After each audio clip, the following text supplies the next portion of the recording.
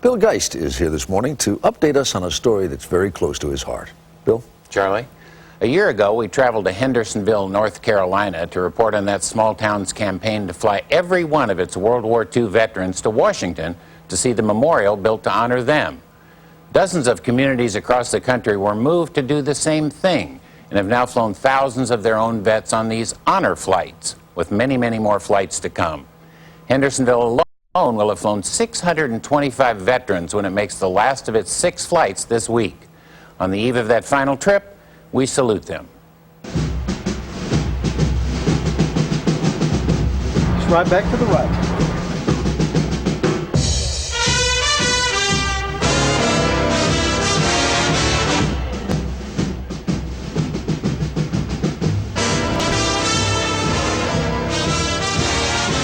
The memorial is divided into 2 ways for the Pacific and the Atlantic. It was a special moment, long overdue. Yeah, I was in Saipan, Okinawa, the Philippines, Dutch East Indies. When this group of World War II veterans, aged 79 to 102, Can you see the monument fairly well? Well, over to your left is the Pacific. finally made the journey to see the World War II Memorial in Washington, D.C. 16 million that served in World War II. Now there's probably just a little more than 3 million alive. They're dying at a rate of anywhere from 1,200 to 1,500 a day. A day? A day. So yeah, there was a lot of urgency. They were here because Jeff Miller, a local businessman in Hendersonville, North Carolina, started a campaign last year to send every single World War II veteran in the county to see the monument. After all, it was built for them. I really look at it this way: everything good that I have in my life is because of them. And I mean everything. We wanted to take veterans there to the World War II Memorial that had not been, that was the number one thing, and that had financial or physical limitations, or both. This was going to cost a small community big bucks. Hendersonville rallied.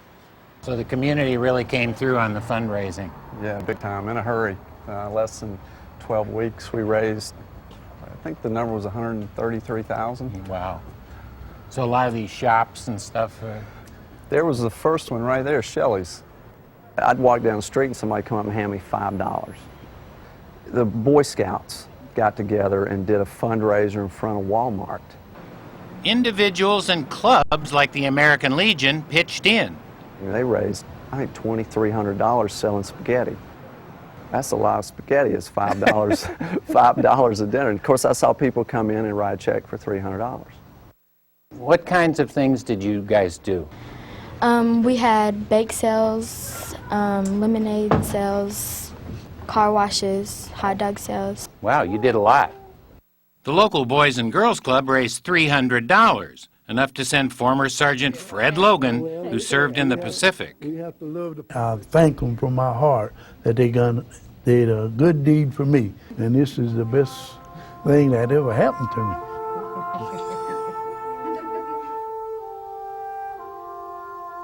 Sergeant Henry Bradley made the trip. He had served in a frontline surgical hospital and saw unspeakable things. I remember a lot of it, but I don't talk about it. We wasn't glory hunting. All we wanted to do was get on with our life. And I wanted to just forget as much of it as possible, because the most of it was not pleasant. World War II veterans are known for rarely speaking of their valor and sacrifice. I mean, we call them the humble heroes. And I kid them all the time about it was their own fault that they didn't have a memorial, because they weren't going to come back home and build one of themselves, that it took other generations to see it and build it. Indeed, the World War II Memorial didn't open until 2004, 59 years after the war ended. Lieutenant Joe Collins didn't tell his children for a half-century about being shot down in a B-24 bomber. They always get out before it went down and it blew up. Yeah. We wound up in Stalag Luft 3. And becoming a prisoner of war. We have here some of the letters that I sent. This is my favorite. It says, "Well, hun, I'm a prisoner of war." He'll never forget Liberation Day. I was looking into the city and I could see the German swastika up there. You know,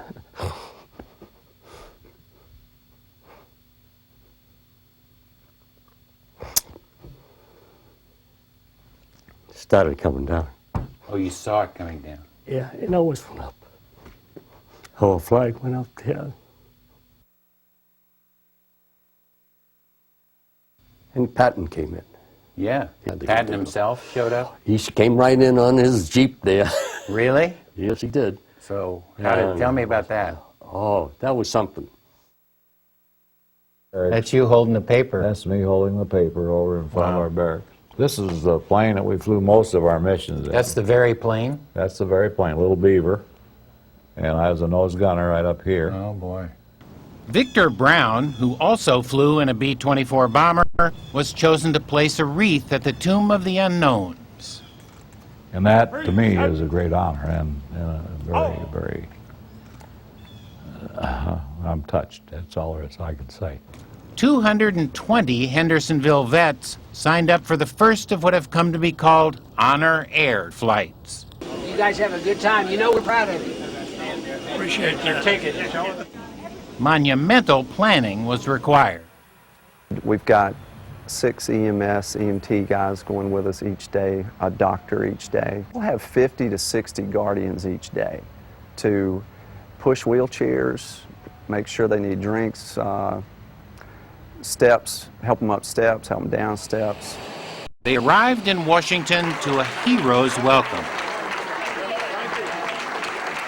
and were escorted to the memorial, where some were surprised by friends and family. Big tiger.